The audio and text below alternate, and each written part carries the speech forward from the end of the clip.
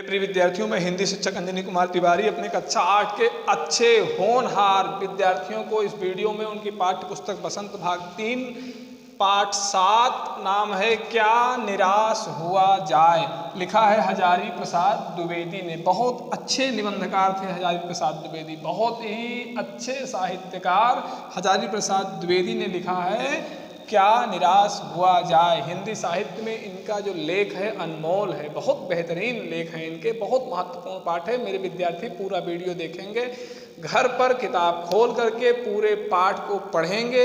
इसका जो भावार्थ है उसको मैं संक्षेप में बताने का प्रयास कर रहा हूँ। बहुत ही बेहतरीन पाठ है। क्या निराश हुआ जाए, बिल्कुल नहीं, बिल्कुल निराश न हुआ जाए। हमेशा आशावादी दृष्टिकोण रखना चाहिए, हमेशा सकारात्मक भाव मन में रखना चाहिए। कहीं से आपको धोखा भी मिला है, कहीं से निराशा भी हाथ लगी है, तो उसे एक बार लगी है बाद में उसको भूल जाओ। जो इसने आपका सहयोग किया है, इसने आपकी मदद की है, उसको याद करो। उसको याद करने से आनंद मिलेगा, और धोखा फौरेब उसको याद करेंगे तो कष्ट मिलेगा। हम निराश जीवन में ना हो, पूरे उत्साह और उमंग के साथ अपने काम को बेहतर ढंग से करते रहें। अगर विषम परिस्थिति आई है इस कोरोना काल में, तो घर को ही मंदिर समझ करके बेहतर ढंग से हम पढ़ाई करते रहें, तनिक भी लापरवाही ना करें, क्योंकि समय जो बीत जाएगा दोबारा लौट के नहीं आएगा। थोड़ा सा मैं पाठ के बारे में बता रहा हूँ। 2 घटनाएं घटित होती हैं लेखक के साथ। एक घटना घटित होती है कि वो टिकट लेने जाता है तो बड़े बाबू को 10 रुपये देना होता है। लेखक 100 की नोट दे देता है और जल्दबाजी में ट्रेन छूटने वाली थी, आकर के ट्रेन के डिब्बे में बैठ जाता है। उसको जो पोस्ट मास्टर है पैसा लौटाना चाह रहा है 90 रुपया, लेकिन लौटा नहीं पा रहा है। लेखक छोड़ के भगा चला जा रहा है। तो वह 90 रुपया जो गार्ड था या जो वहाँ पर टिकट चेक करने वाला था, उसको दे दिया कि आप जाकर के इस यात्री को दे देना।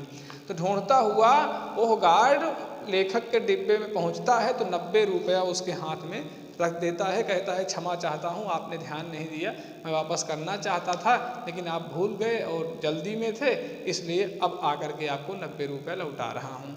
लेखक के मन में बड़ी प्रसन्नता हुई कि इस समय में, स्वार्थी युग में, भ्रष्टाचार जहाँ चरम सीमा पर है, यहाँ पर भी अच्छे लोग अभी हैं। एक घटना और उसके साथ घटित होती है बस वाली।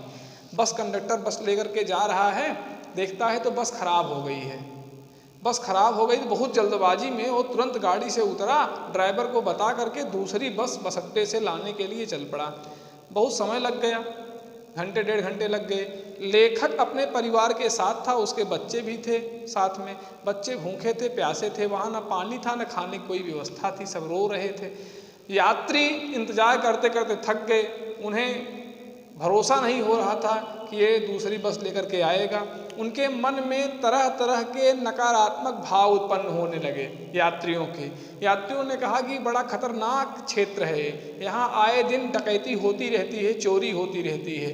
हो न हो एक कंडक्टर, एक ड्राइवर चोरों से, डाकुओं से मिला हुआ है और भाग के गया है उन चोरों और डाकुओं को संदेश देने के लिए। अभी चोर डाकू आएंगे और हम सभी यात्रियों के सामान को लूट लेंगे, पैसे लूट लेंगे।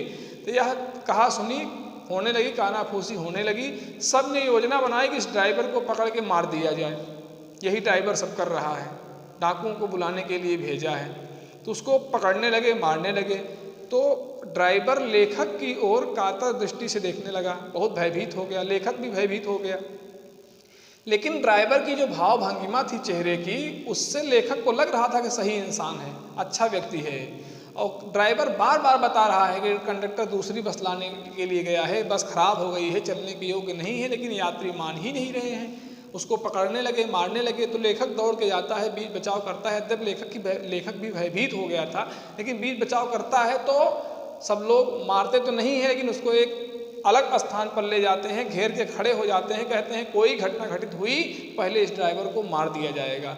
थोड़ी देर बाद देखते हैं कंडक्टर साइकिल से दौड़ता, कंडक्टर एक नई बस पर बैठ करके आ रहा है और साथ में अपने दूध, पानी, बच्चों को खाने के लिए कुछ सामान लेकर के भी आ रहा है। सब देखते हैं, खुश हो जाते हैं। उनको अपने कार्य पर बड़ा पछतावा होता है यात्रियों को। लेखक के पास कंडक्टर आता है, कहता है पंडित जी आपके बच्चे भूखे थे, रो रहे थे, प्यासे थे, मुझसे देखा नहीं गया, हमको दूध वहाँ मिला और पानी मिला, आपके लिए लेते आया हूँ, दे देता है। तो लेखक को बड़ी प्रसन्नता होती है। लेखक सोचता है कि वास्तव में अभी ईमानदारी है, मानवता है, सच्चाई है, इसलिए हमें निराश नहीं होना चाहिए। पूरा पाठ आप पढ़ेंगे, बिल्कुल समझ में आपके आ जाएगा।